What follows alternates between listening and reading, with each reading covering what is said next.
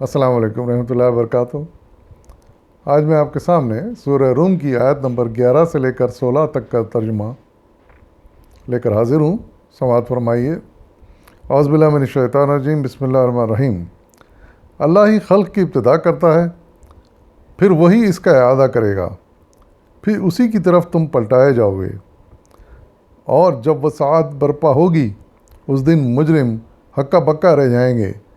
ان کے ٹھہرائے ہوئے شریکوں میں کوئی ان کا سفارشی نہ ہوگا، اور وہ اپنے شریکوں کے منکر ہو جائیں گے۔ جس روز وہ ساعت برپا ہوگی، اس دن سب انسان الگ الگ گروہوں میں بٹ جائیں گے۔ جو لوگ ایمان لائے ہیں اور جنہوں نے نیک عمل کیے ہیں، وہ ایک باغ میں شاداں و فرحاں رکھے جائیں گے، اور جنہوں نے کفر کیا ہے اور ہماری آیات کو اور آخرت کی ملاقات کو جھٹلایا ہے، وہ عذاب میں مبتلا ہوں گے۔ صدق اللہ العظیم۔ ان آیات میں پہلے تو اللہ تعالیٰ اپنے اس معجزے اور اس کرشمے کی طرف انسان کی توجہ دلا رہا ہے کہ اللہ تعالیٰ ہی وہ ذات ہے جو کسی جاندار کی تخلیق کی ابتدا کرتا ہے۔ یعنی اس دنیا میں جتنے جاندار پیدا ہوئے ہیں، ان سب کا خالق اللہ تعالیٰ ہے۔ پہلی مرتبہ اسی نے ان سب جانداروں کو پیدا کیا۔ کیا انسان، کیا جانور، کیا پرندے، کیا پودے، یہ سب اللہ تعالیٰ نے پیدا کیا، اور پھر وہی ان کا اعادہ بھی کرتا ہے، یا ان کی پیدائش ریپیٹ ہوتی رہتی ہے۔ اور یہی وجہ ہے کہ ہم آغاز دنیا سے لے کر آج تک ان کی نسلوں کو مسلسل قائم دیکھتے ہیں، اور قیامت تک یہ سلسلہ جاری رہے گا۔ اگر اللہ تعالیٰ اس ریپیٹیشن کا پروسیس نہ جاری رکھتا تو نہ جانے کتنی نسلیں ختم ہو چکی ہوتی اب تک۔ پھر دوسری بات اہم یہ ارشاد فرمائی جا رہی ہے کہ اسی کی طرف پلٹائے جاؤ گے۔ یعنی ایک مرتبہ پھر اللہ تعالیٰ انسانوں کی نسل کو ختم کر دے گا، اور پھر دوبارہ زندہ کر کے حاضر کرے گا اپنی خدمت میں۔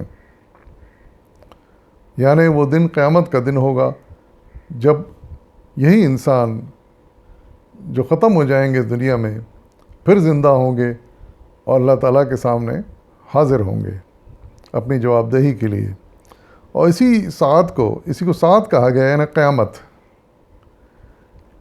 تو جب وہ برپا ہوگی تو جو مجرم ہیں، جو گناہگار ہیں، وہ حیران رہ جائیں گے، ہکا بکا رہ جائیں گے کہ کیا ہو گیا دنیا کو، کس طرح تباہ ہو گئی ہے، اور پھر ہمیں یہ کیسی زندگی دوبارہ مل گئی۔ ان کو کسی بات کا یقین نہیں آئے گا، کیونکہ وہ ان باتوں پر یقین ہی رکھتے تھے۔ کبھی ان باتوں کو تو انہوں نے مانا ہی نہیں کہ ہم مر جائیں گے اور دوبارہ زندہ ہوں گے، اس لیے ان کے لیے سب باتیں بڑی حیرت انگیز ہوں گی۔ لیکن جو لوگ ایمان رکھتے ہیں اور اللہ تعالیٰ کی ان کتابوں کو سمجھتے ہیں، پڑھتے ہیں اور سمجھتے ہیں، جس میں یہ سارے پیغام دیے گئے ہیں اور سارے حالات بتائے گئے ہیں، تو ان کے لیے پھر یہ بات حیرت انگیز نہیں ہوگی، کیونکہ ٹھیک توقع کے مطابق ان کے یہ سب کچھ ہو رہا ہوگا۔ اس قرآن میں کیا ہے، یہی تو باتیں اللہ تعالیٰ نے ارشاد فرمائی ہیں کہ آخرت کیسے برپا ہوگی، اس وقت کیا ہوگا، اور پھر انسان دوبارہ زندہ ہوگا اور اللہ کے سامنے حاضر ہوگا۔ تو ہم چونکہ اس کا علم رکھتے ہیں، اس کو پڑھتے ہیں، ان کو سمجھتے ہیں، ایمان رکھتے ہیں، تو اس لیے ہمارے لیے یہ باتیں اجنبی نہیں ہوں گی۔ پریشانی ہوگی تو صرف مجرموں کو اور کافرین کو۔ اور پھر وہ وقت ہوگا جب وہ کافر، وہ مشرک ان شریکوں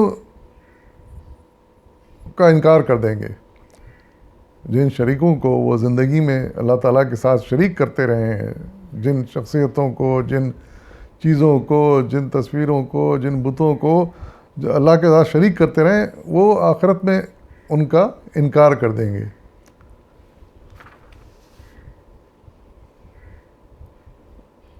لیکن اللہ تعالیٰ اس دن انسانوں کو مختلف گروہوں میں بانٹ دے گا، چونکہ وہ فیصلے کا دن ہوگا تو اس میں نیک لوگوں کا الگ گروہ بنے گا، مجرموں کا الگ گروہ بنے گا، اور پھر ان کا انجام اس طرح شروع ہوگا کہ جو نیک لوگ ہوں گے، ایمان والے لوگ ہوں گے، وہ بڑی اچھی حالت میں رکھے جائیں گے، باغوں میں، اونچی اونچی عمارتوں میں، اور ہمیشہ رہنے والے شاندار گھروں میں ان کا قیام ہوگا۔ لیکن جنہوں نے کفر کیا ہے، انکار کیا ہے، شرک کیا ہے، اور اللہ تعالیٰ سے ملاقات کو جھٹلایا ہے، انکار کیا ہے، تو ایسے لوگوں کو پھر ان کے اس انکار کا بدلہ دیا جائے گا، اور پھر وہ سخت ترین عذاب ہوگا جو ایسے مجرم جس میں مبتلا ہوں گے۔ تو اللہ تعالیٰ ہمیشہ اپنا فضل و کرم رکھے، اور اس بات پر ہمیں یقین ہونا چاہیے کہ یہ سب کچھ ایک دن پیش آئے گا، اور سب اپنے اپنے انجام سے دوچار ہوں گے۔ اچھے لوگ اچھے انجام سے دوچار ہوں گے، اور برے لوگ، مجرم لوگ، کفار، وہ برے انجام سے دوچار ہوں گے۔ اور یہی باتیں بڑے مختصر انداز میں یہاں بیان کی گئی ہیں۔ وآخر دعوانا والحمد للہ رب العالمین۔